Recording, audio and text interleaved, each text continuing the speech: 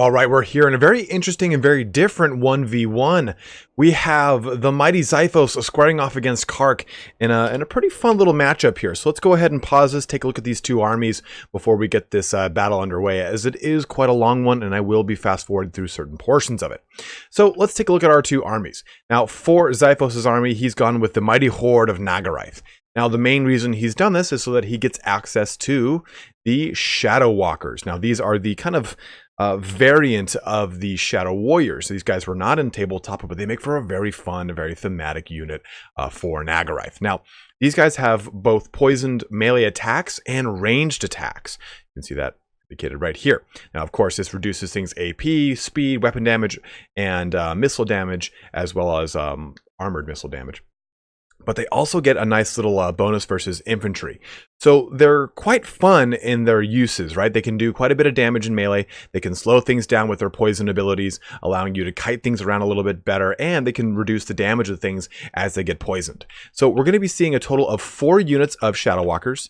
Let's kind of look back here. 2 on the left, or I'm sorry, there's 1 here, 1 here. 1 here, 1 here. So they're kind of staggered in between Shadow Warriors, in between each unit of 2 units of Shadow Walkers on the left and right flank here. Now, in the rear, we're going to be seeing 2 units of Dragon Princes with their awesome martial mastery, which is going to further increase their both melee defense and, oh, where is it? There it is. Melee attack and melee defense, more so than the normal martial prowess. Then we're also going to be seeing a unit of Silver Helms far on, right here in the dead center.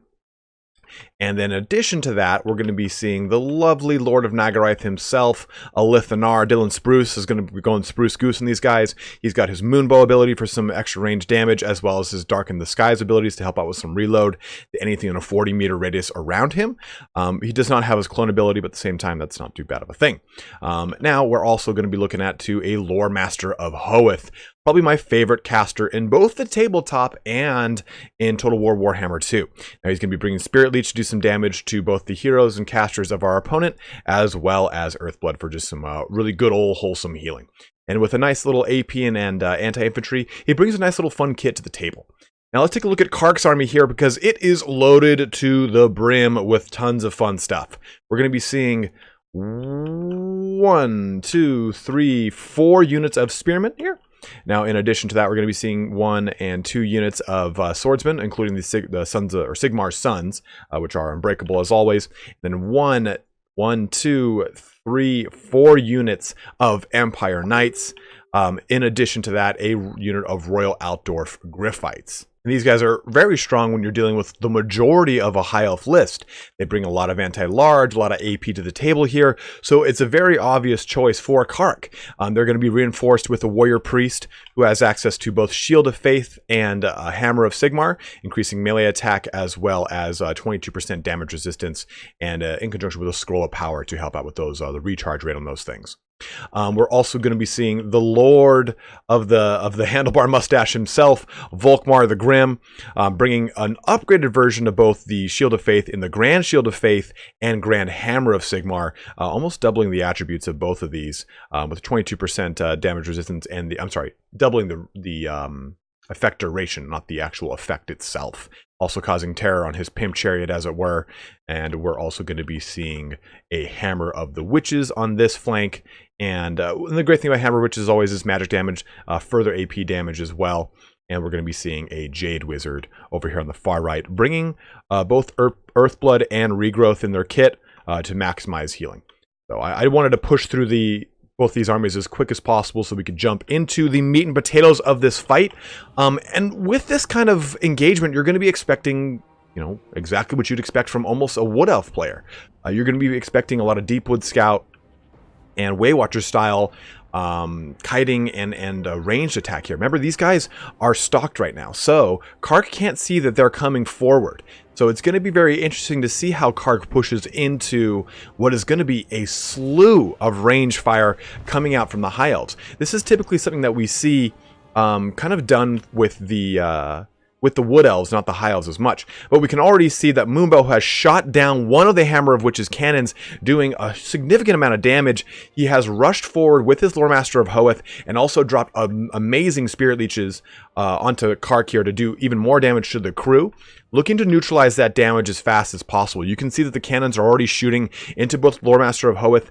Oh man, Elithanar just takes one right in the face there, getting knocked back from that Hammer of Witches. So Xiphos is off to a really strong start here, almost already breaking the Hammer of Witches in the early portions of the game.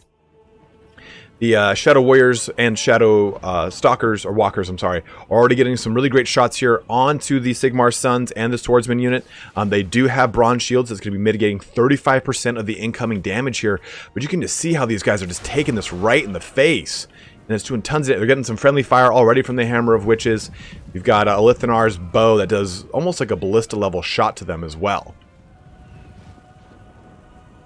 It's going to be very interesting to see how Xiphos kind of uses the kiting ability of the very quick Shadow Walkers and Warriors in conjunction with some screening from his Dragon Princes and Silverhelms. He's already broken this unit of Swordsmen, which is going to be quite strong here, just to kind of get some initial clearing of the chaff units out of the way, so the High Elves can focus a little bit more on the more high-value targets. Empire Knights are quite strong on the charge when it comes to dealing with infantry units that are not heavily armored, just like these Shadow Walkers and these Shadow Warriors are. So focusing them down is going to be a pretty big boon for Xiphos. You can see he's already kind of trying to get some damage onto these onto this Jade Wizard here, or seem to pop a very early Earthblood onto himself, not getting as much use across the entire battlefield as you would otherwise. And really, we talked about this a little bit ago, but the Lore Master of Hoeth is so strong in combat when it comes to unarmored, chaff, tier 1 troops. He can really solo almost an entire unit on his own with the right amount of support. So this Lore Master of Hoeth is kind of harrying this front line, seeing where he wants to jump in and where he can assist the army as much as he can.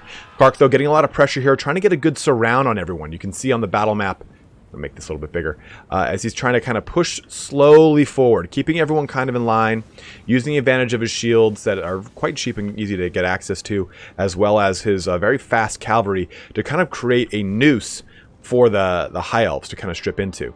And I don't know why I said strip into, but I'm sticking with it. But as we kind of look at the battlefield here, we can see that Xiphos has positioned his cavalry here on the center, mid, and left, right, and mid flanks to kind of really get things positioned as best he can to push out to any kind of oncoming threats. As we see here, oops, using that better camera mod, and sometimes it kind of messes you up. Getting a nice Spirit Leech and a lot of damage onto these Empire Knights. You got the Dragon Princes already charging into them. Get a good charge here from these Silverhelms right through these Swordsmen. A real great charge to smash apart those Sigmar Sons. Getting a real good initial kind of just get some good quick check in there and then back off immediately. Doesn't want to get surrounded by all these Spearmen, which are going to really do a lot of damage to those Silverhelms. Moving forward with the Spearmen there, trying to threaten those cavalry and forcing them to kind of fall back a bit. And constantly you can see Xiphos's army, which started on this line, has been just kind of pushing back and creating the same line, the same kind of fire pushed out from this line as he kind of retreats back, gets a good firing angle, and shoots a whole volley into each unit. And you can see how that kind of chunks down. You can watch right here, as another volley will probably come out pretty soon here, and it's just going to chunk into these Spearmen. Here it is. Oh, or here it's not. There it is. One coming out right here, doing tons of damage into these Empire Knights, and by tons I mean not much in that regard. And here it is. So we have the Lore Master of Hoeth jumping into these Spearmen, looking to just kind of stem this tide. They're not going to be able to do a ton of damage to him. Ooh, and a Moonbow just misses this Jade Wizard, just falls short of him. Definitely wanted to catch that. We can see that a Spirit Leech has been tripped off onto these Empire Knights, looking to do plenty of damage to them. We also got a Regrowth as well, helping with both healing and vigor, as these guys kind of are constantly dealing with chasing down the High Elves, but also losing vigor in the process. So it's really a matter of time of just kind of keeping a good pacing here, making sure your units stay fresh. You can see the majority of Kark's units are fresh, except for his cavalry, which is starting to get a little winded as they get some probing charges in and out of the High Elf line. And Xiphos doing a real good job of just isolating these units one at a time. The Lore Master of Hoeth was able to... Ooh! Lithanar taking another cannonball in the face! The Lore Master of Hoeth did a great job of kind of chopping up these 2 units of spearmen and making it really easy for the Silverhelms to push home the charge and break the unit. So, really, you can see here... Oop, there's those volleys I was talking about just kind of chunking into the spearmen. You can really see that Xiphos has done a really good job of keeping everything at almost full health. Lithanar is at 50%, and that's kind of scary, but I mean, the Lore Master of Hoeth is in great shape right now. Lithanar is almost out of ammunition, but so is the entirety of his fighting force. And unfortunately, Xiphos has wasted a lot of ammunition on the infantry units and less so on the cav units. If we take a look at Kark's army, we can see that 1, 2, 3 units of Empire Knights are about above 60 to 75% health, with one kind of limping in at 25%. But the real big guys here, Royal Outdwarf Gryphites, are hanging out around 75% health, and they're still looking pretty scary. With only 2 units of Dragon Princes and Silverhelms, they're going to have a lot of opposition on their hands if they can't get any of this range fire onto them. Nice amount of range damage coming out from all the Shadow Warriors here, shooting into this unit of Empire Knights. A nice Spirit Leech onto them. Xiphos is doing a good job of just kind of chipping things apart so that they are a way less meaty target for his cavalry troops to kind of roll through as they drop down to their 50 and 25% health brackets. Keeping things kind of a little bit more in check here. He's pulling back and forth as he pushes his shadow units forward and pushes his cavalry back behind them as well to kind of continue that kind of screening process. Using his Lore Master of Hoeth is almost like a baiting mechanism. This is a very huge high value target because it's going to shut down both their ability to Spirit Leech and their ability to heal, which is all of the casting for the High Elves. If Kark can shut that down, it's going to be a huge balance sweep in his favor. The balance of power, as you can see, is still at a firm 50-50. Those cannonballs are firing downrange at a Lithanar, but he's just kind of taking them in the face. Doesn't really seem to care much, although I would. Grand Shield of Faith, though, is tripped off as well to help out with to mitigate some of the damage coming their way from both the Spirit Leech and all these Shadow Warriors. But plenty of range damage is just pouring through these clumped up units. Now, we've talked about how clumping units in a scenario like this can really be advantageous because you're spreading that damage across units. In this case, though, clumping them can be kind of dangerous. You're dealing with a high volume of fire coming through, and you don't have a high mass of infantry and low value targets to really absorb the impact like we saw with that one playthrough with the Dark Elves and the Wood Elves. In this case, a lot of damage is getting mitigated across the whole army, which is really not going to help too much because there's so many high value targets to choose from. 2 Empire Knights units just really getting chipped apart here. Lithanar looking to, again, bait out those charges, get things engaged in combat so that the cavalry can come and sweep up. That's Xiphos' big play, or so it seems as we've watched this battle unfold together. Ooh, a nice good charge here right into the rear of this unit of Shadow Warriors, but it's bringing in those units of Dragon Princes on the far left flank. Those Silverhelms looking to kind of help alleviate these guys. Everyone is just trying to mash in here. You've got Empire Knights, you've got Dragon Princes, you've got a Lithanar, you've got the Lore Master of Hoeth. Everyone is just jumping into an all-in fight right in the dead center. Royal Outdwarf Gryphites coming in with a nice Spirit Leech cast on them, but a Grand Hammer of Faith increasing their melee attack by 26 here, getting a nice charge in as well from those Silverhelms to try and jump in on this. Everyone is jumping into the fray in the dead center of this fight. It is going insane. You've got another Shield of Faith and Hammer of Sigmar hit up from the Warrior Priest himself. You've got the lovely and massive Volkmar the Grim bulldozing his way over to the Lore Master of Hoeth. And this is a really good engagement here. That Lore Master of Hoeth is looking to bring his AP to the fore, looking to threaten the leadership of this Empire force. But really, you got to take a look at how much damage Volkmar is going to be able to do here. He is, of course, there's his profile. He's got a lot of anti-infantry in his kit, but majority of what he's going to be dealing with as far as major threats are cavalry. So he really has to be able to push through this and push into the shadow units as best he can. That's where the majority of his damage is really going to come from. Go ahead and slow this down, take a look at what's going on here. Royal Altdorf Griphites are fleeing from this. They are a little beaten up, but they're well within range of leadership to kind of come back from this. You have the Dragon Princes pulling out of the combat. They're just shy of losing their martial mastery, but look at this over here. We have this unit of Dragon Princes, which is unfortunately broken and fleeing off the battlefield right now. And then in the main thick of things, you have, not Volkmar, I don't want to see you there. We have these Shadow Warriors, which are in really great health, but they're getting knocked apart by Volkmar the Grim here on his Doom Chariot, looking to really just smack that ass with that handlebar mustache. And the Shadow Walkers here are in the fray, looking to cut up some of these Spearmen, which is a good little counter to them, but again, they're threatened by so many units of Empire Knights all around. Look at that, just stabbing wildly. And the Chariot to do some damage. On that very same coin here, the Empire Knights are very beat up. 18 units here, 13 units there. Oh, that's 13 as well. And we have another charge coming in from the Silver Helms and the remaining Shadow Warriors here. So this could be a really good way to kind of swing that balance. Looking to do a lot of damage here to those Royal Altdorf Griphites. Those guys are going to be beating up those Dragon Princes. A nice cycle charge in from Xiphos, looking to mitigate some of those Royal Altdorf Griphites, knocking them down as best they can. Volkmar the Grim spreading his Grand Shield of Faith to as many units as possible. He sees that this kind of left engagement is a little more lost. And the Hammer of Witches is still pounding home right into things. The Dragon Princes in the back are looking to come back online. Hopefully either to go shut down that Hammer of Witches or to get a good rallying charge. Ooh! So it looks like what's going to be happening with these Dragon Princes is they'll be going after the fleeing units of Kark's Empire Knights, which is a good call. These guys are already beat up and in low morale, so Xiphos is doing a pretty a high-level gameplay move by focusing on the fleeing units so they can't come back to the fight here. A lot of the army is in tatters. You have the Royal Altdorf Griphites. They are now broken, and they are routing off the tabletop. And Volkmar the Grim is surrounded.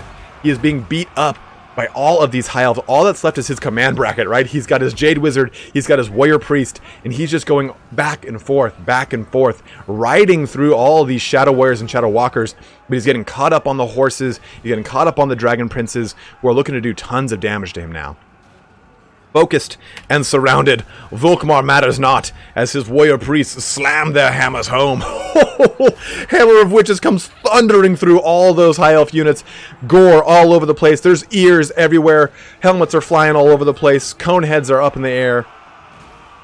And it looks like the Empire is firmly surrounded, but really the balance of power is still pretty well maintained at a 50-50. But I think that once... Ooh, even the Loremaster of Hoeth is really getting pummeled here by Volkmar the Grim. Because remember, Loremaster of Hoeth does count as an infantry unit, and Volkmar does do anti-infantry. So he will be able to really focus down both Lithanar, who I was about to just focus on, and Loremaster of Hoeth. Lithanar just barely getting out of that one with his life. Volkmar looking to kind of round about here and come back into the fray, pushing through more Shadow Warriors and Walkers. Oh! Right into a Lith, bulldozes him over. Doesn't matter, doesn't care. Volkmar is looking to just trample things with his card here. We have the Jade Wizard has fled, and Lithanar is just going back and forth on his leadership. He is really trying to hold on.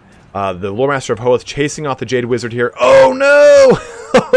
Volkmar just completely makes roadkill out of a Lithanar there, tanking the leadership now, for the exception of the Loremaster of Hoeth, of the High Elves.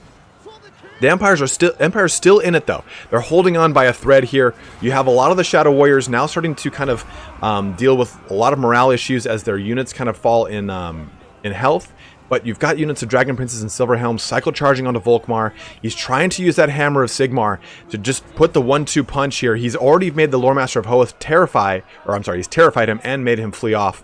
And he's trying just to kind of shore up the damage. Trying to get that Warrior Priest in the game, keeping him fighting, and keep Volkmar in this one. Jade Wizard has come back. They're all being helped up by the Grand Shield of Faith. And we saw a Hammer of Sigmar just kind of fade off there at the very end. Loremaster coming back into it.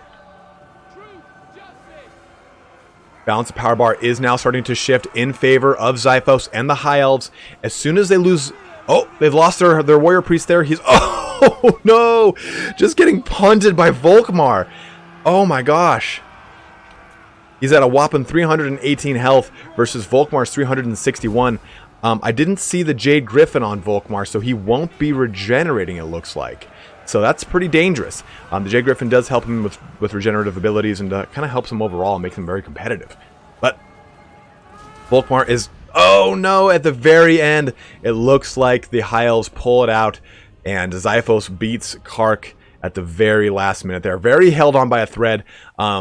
It was a really interesting fight, right? You saw how Xiphos kind of used his Shadow Warriors and his Shadow Walkers, kind of getting things kind of kited back and forth and constantly keeping that line of fire maintained and constant pressure onto Kark's army. Kark at the same time did a really good job of keeping his units cohesive, only feeding units that he felt he could really spare or keep things in a constant pressure situation where he wasn't just allowing all the Shadow Warriors and Walkers ammunition to pluck him apart. He was more trying to keep that constant pressure and keep Xiphos' formation constantly moving. The more they move, the less often they can fire. I believe, and someone can correct me if I'm wrong on this, any unit that can fire whilst moving will fire more often whilst standing instead of moving. I think that's a kind of the penalty of their reload rate. But as we can see here, again, the Shadow Warriors, they're the MVPs of Xiphos' army. 63, 47, 73, 71, 50, 99 kills for these guys. They were plucking things apart the entire time. Kark's army, I mean, Volkmar the Grim was just the granddaddy here. He was just dropping that mustache all over the place. And the Hammer of Witches got a surprisingly high amount of kills for being hit so hard in the early game. He was able to do a lot of damage to Elithanarb that by the time that endgame kind of pile-in happened, Elithanarb was already at 50% health. So that thing really kind of carried its own weight and did a lot of damage, especially during that dog pile at the end, getting a lot of sweeping kills onto some of those Shadow Walkers. But guys, make sure you check out Xiphos' channel. I'll go ahead and link it below so you can take a look at that. And as always, thank you so much for watching here today. Just coming off of this little break here, so we got plenty of lore videos, plenty of quick battles coming your way, and some speculation stuff to be had in the very near future. But as always, guys, thank you so much for watching. Have a good one, and take care.